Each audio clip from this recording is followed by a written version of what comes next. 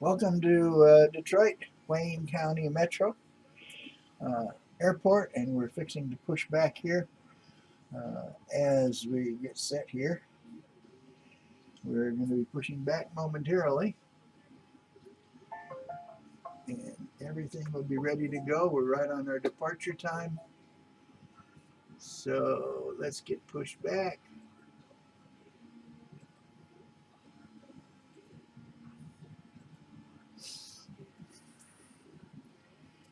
And we'll be on our way.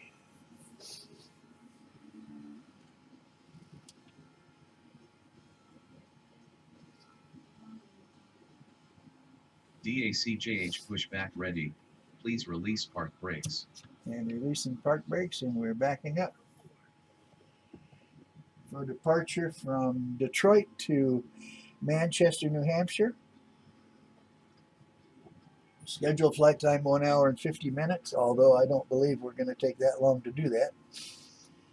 We should be able to make it in a little less time than that.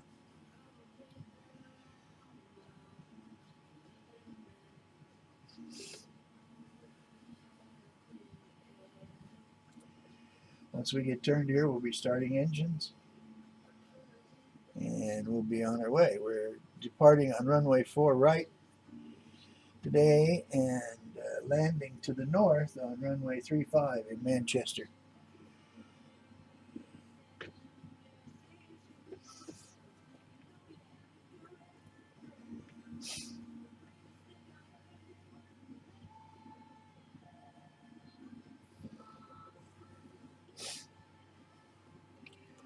Just about ready for engine start here.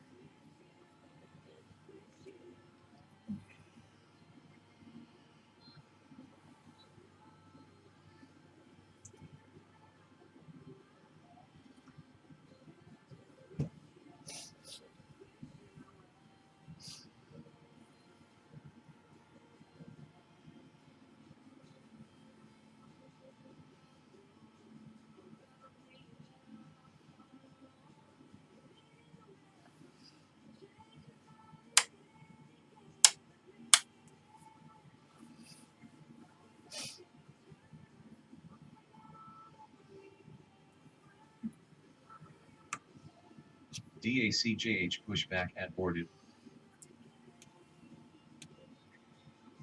And we're going to start engines now.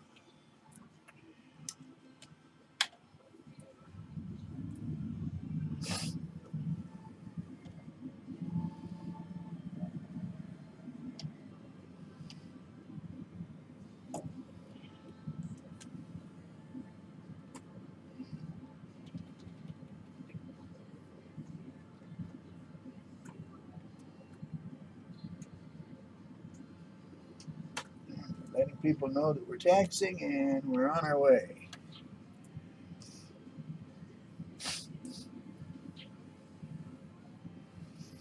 Looks like a pretty nice day today in Detroit.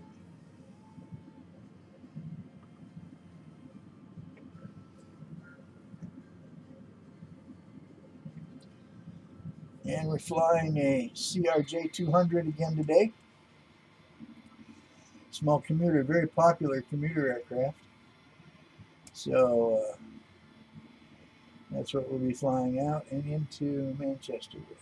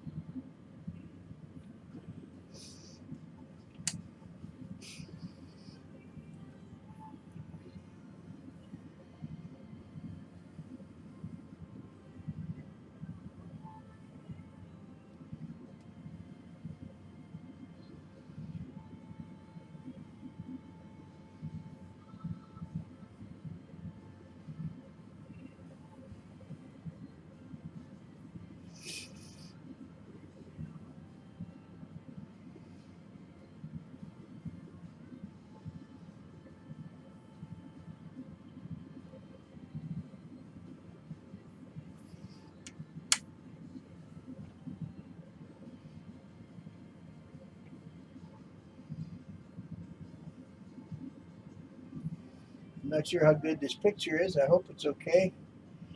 If not, I'll check it here in a minute. Once we get going, I'll check it and make sure that it looks okay. Done some more adjusting on it, and hopefully the picture quality will start getting a little bit better.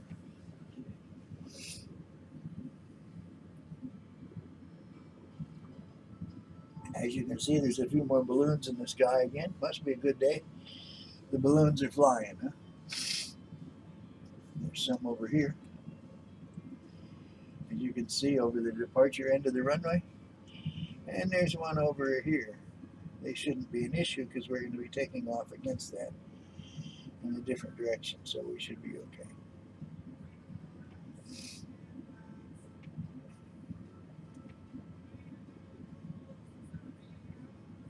Notice how the ground gets dark and light. That's because of this. Those are cloud shadows that are being simulated as the clouds, as we go in and out of the cloud shadows on the ground.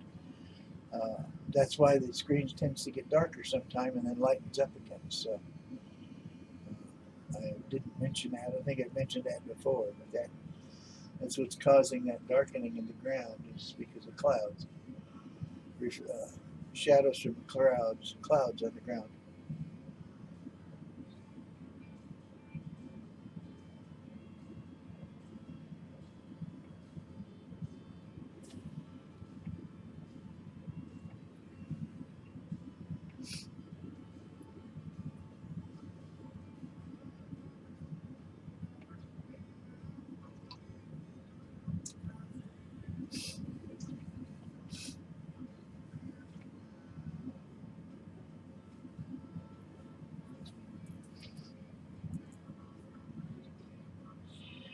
The balloons, that's a scenery option within X-Plane 10 itself. You can select balloons, and then there's forest fires, and also the northern lights you can also check. So at night, the northern light effects come into play as well. So those are options that are available within the scenery options of the program. That's why you see those. Those are generated randomly by the program.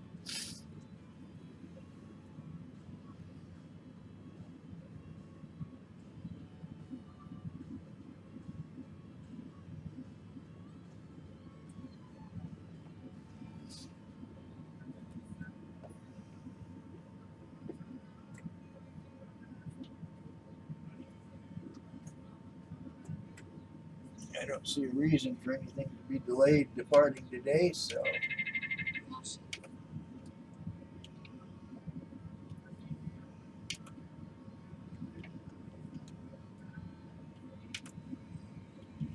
we should be ready to go here momentarily.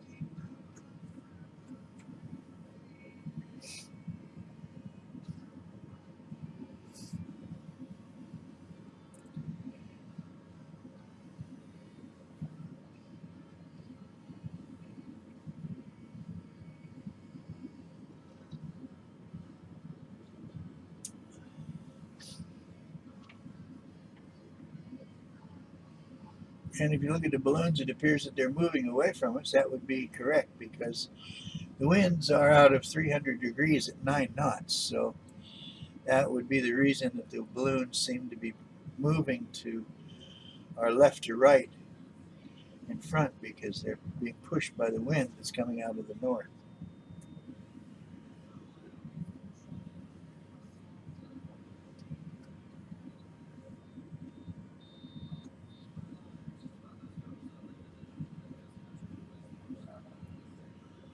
And we're ready to go here. So landing lights are on, and we'll be pushing the power up here shortly. And we'll be on our way out of Detroit. Once we get about 1,000 feet above the ground, I'll be turning the aircraft to the east and then hooking up with our first waypoint. And we'll get The engine's going here.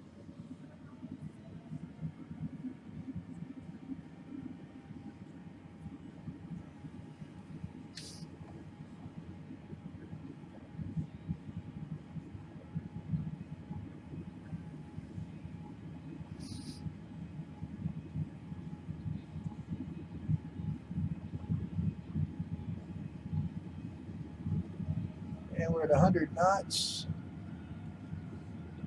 We should be about ready to lift off here. You can see that ground shadow ahead of us from the cloud. When we take off, you'll see it darken a little bit. See, we're in a cloud shadow now.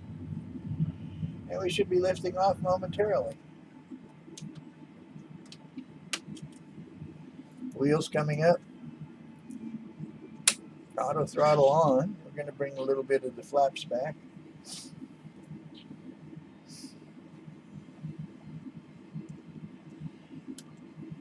And as you can see, there's Detroit. City of Detroit over our front. We'll probably be flying just south of that once we make our turn here.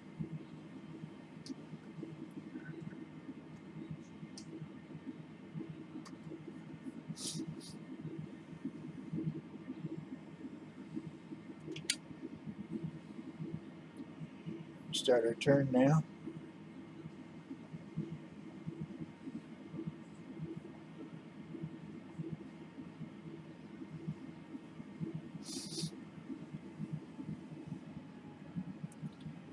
And here in just a minute, we're going to engage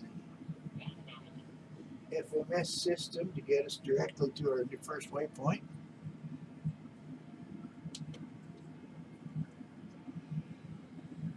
As you can see, it's already set us up for our direct to a new waypoint. And then we'll put our vertical nav on, which means it'll start to climb now automatically. What the computer determines is the correct climb rate.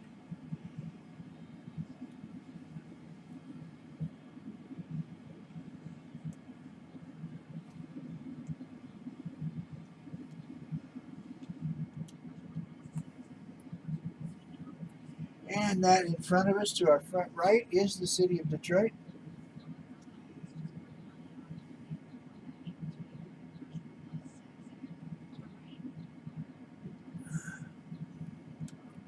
Over here is Detroit. We can zoom in on it a little bit.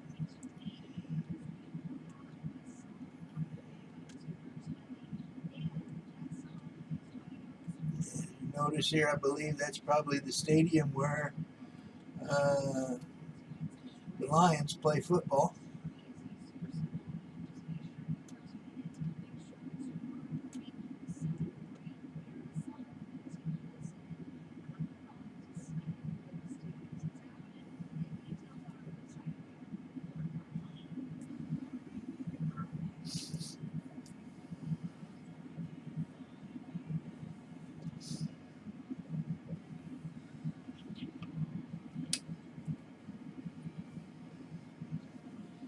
We're climbing through 3,100 feet for our initial climb or to our first waypoint to 7,065 feet. Then our second waypoint will be 10,365. And that's when I'll probably turn off the departure, is when we reach our second waypoint and cross 10,000 feet. Let's see how the picture looks.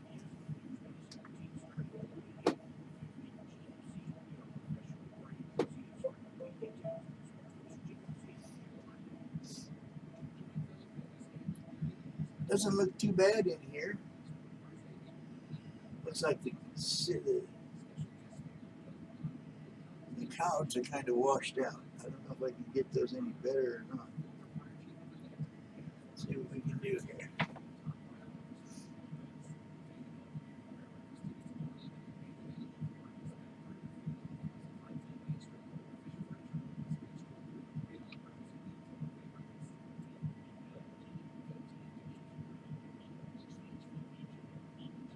Well, it's just hard to get it.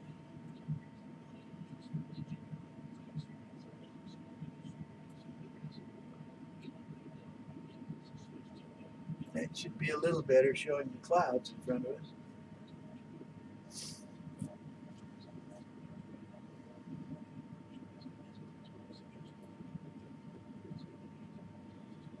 use this setting for now and see how it works.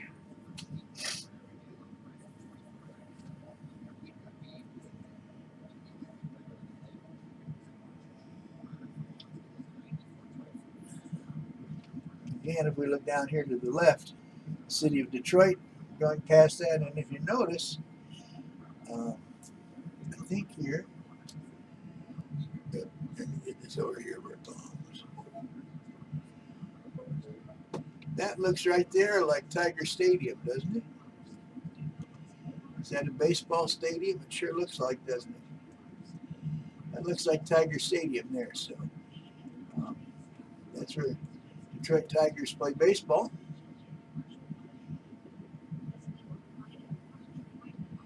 And I would believe maybe that one is possibly the football stadium, inside stadium. So a couple landmarks in Detroit. Just passing 5,000 feet now on our way up to 7,000.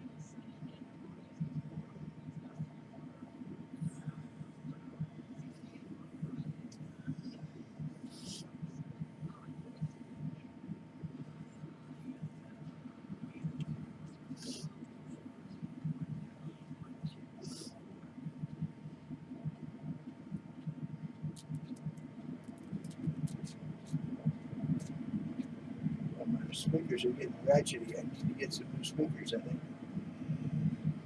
Hopefully you can see the clouds. I hope they're not bleeding out too much.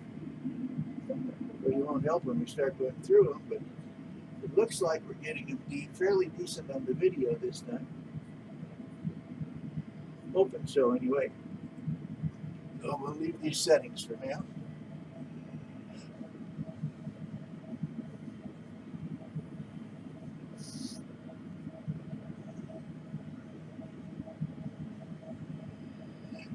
And in a moment, we'll be passing our first waypoint and then moving on to the next one,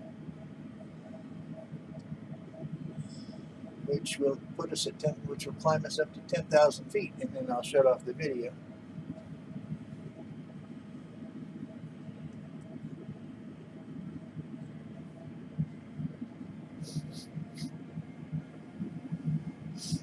You can hear the engines spool up a little bit as we increase our climb rate up to about 1,700 feet a minute.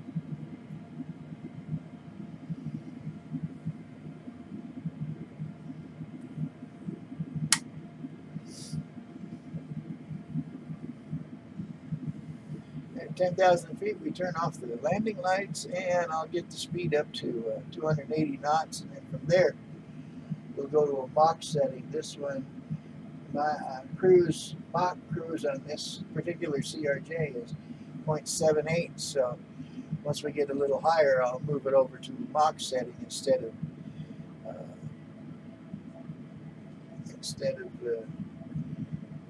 knot setting. Now we're on our climb up to our next waypoint. Next This waypoint will get us up to 12,000 feet. And so we'll get the speed indicator, get airspeed kicked up a little bit. And then I will cut off the camera. I may have some little sidelight things to go here later. I'll show you some of the different features that I'm running while I'm here. So if I get my camera set up, I can do that. And what you're looking at here is my Chromebook that if you'll notice it has this is the website FlightAware, and that airplane with the line behind it that you see right in the middle is an aircraft that just left Manchester, New Hampshire. This is real world aircraft. These are not simulators, but I use this to give me insight as to what runways to use in my approach. So since they're departing Manchester to the north, then I know that I will be landing to the north. So that in conjunction with the Manchester weather.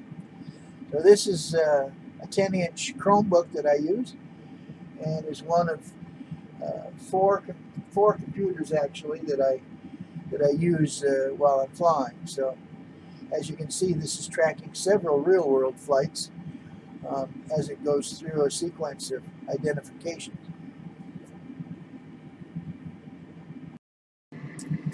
What you see here is a navigation chart.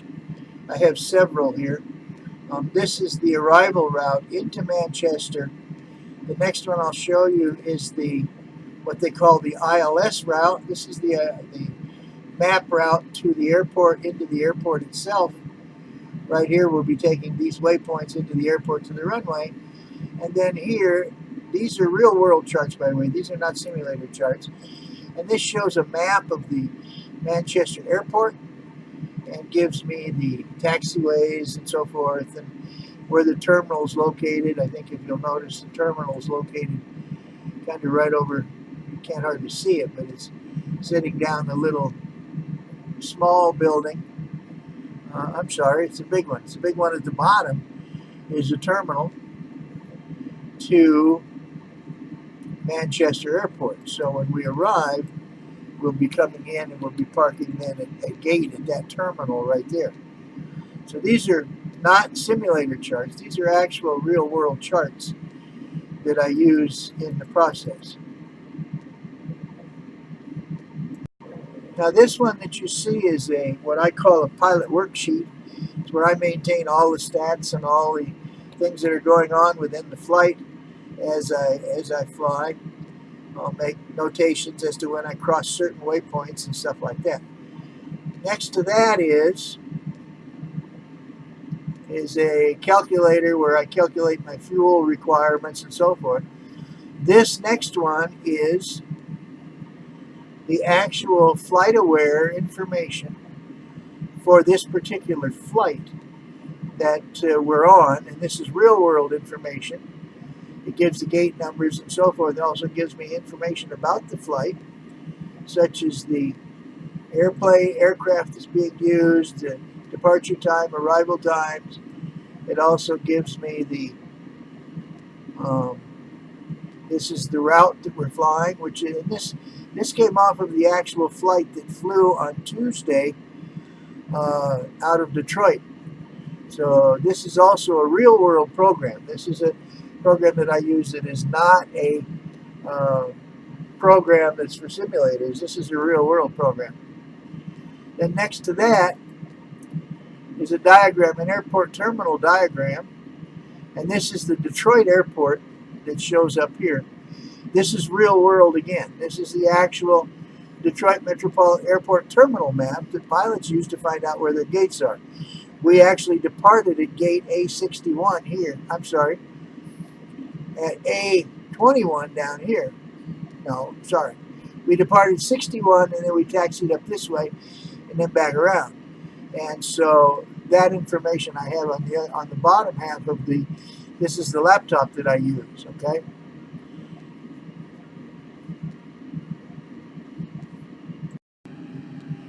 Now this one that you're looking at is a Samsung 8-inch tablet that I use. This is a real tracker and is actually tracking my aircraft right now. It's called Kmht, and it's designed for tracking of X-plane, and it tracks through my IP address. It connects directly to the flight simulator, and it tracks over Google Earth. And right now we're flying over a lake. Shortly we should be coming up on some land mass, and when that comes up you'll be able to see the color change. This tracks, like I said, this tracks on Google Earth, and I use this quite a bit. I really like this little program. Oh, you see the window reflection in the background. That's no good. So let me sit over here where I'm in the way so you can see it a little better, so you don't get so much reflection on it. I guess you're going to get reflection either way. But again, this is the track that and you can see coming in from the lower right now. Down in here you can see a little bit of a landmass coming up as we approach the edge of this lake. I think this is Lake Erie that we're crossing, and so this actually tracks my location in real time of the simulator itself. This does not track real aircraft. This only tracks my simulator and where I'm at with relationship to position on Google Earth. And as you can see, the shoreline of Lake Erie is coming up. We're going to be crossing pretty close now to, it looks like, Lawrence Park there, but we'll be crossing a little bit south of Erie, Pennsylvania, or Erie, New York, I'm sorry, as we go back over the landmass. And this is how and this tracks in real, again, this tracks my flight of my simulator, and it's connected to the IP address of my computer, and so it picks up the signal from the simulator, what it's putting out, because the simulator is then attached through some controls as to where it connects. So as you can see, there's an interstate coming up there on the bottom. I believe that is Interstate. That's Interstate 90 that you see coming in, and there's Harbor Creek.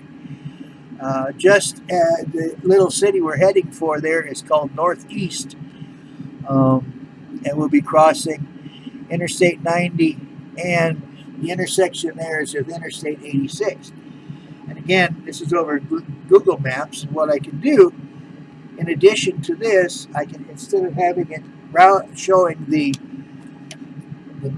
road map, I can put it over, I can actually reset it and put it over actual land, which is going to be a little harder for you to see, I think, without again bringing my gains up a little. And should be able to see then this is the Google map that it shows what we're flying over. Maybe I'd bring the brightness up a little bit and help with that, wiping it out a little. But this shows in maps. I don't particularly care for maps because it uses a little more memory on the thing than I normally do. So I use the map sequence basically. Let me bring my gains back down so you can pick them up a little better. And this shows we're, again, just crossed over I-90, and we're parallel to I-86, I think it was I said, or 96? 86. We're paralleling Interstate 86 now. So this just gives you an idea of some